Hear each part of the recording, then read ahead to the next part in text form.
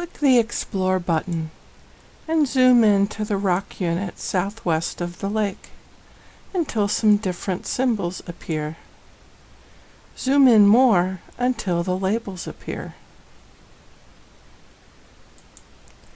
Examine the Contents pane and find the Classes and Labels layer. Expand it by clicking the triangle next to it to see the volcanic class symbols.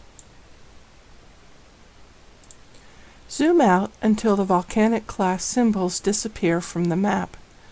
Notice the checkbox by the layer turns light gray, indicating that it is inactive and cannot be changed.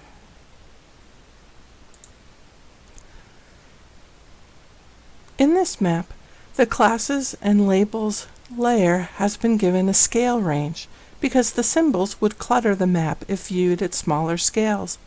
Layers can be given many properties to control how they appear and behave.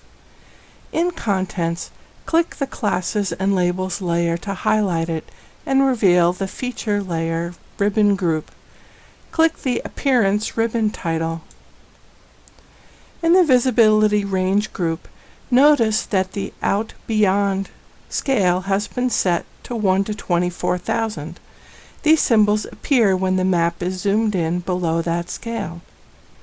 Click the Feature Layer Labeling ribbon and examine the Visibility Range group.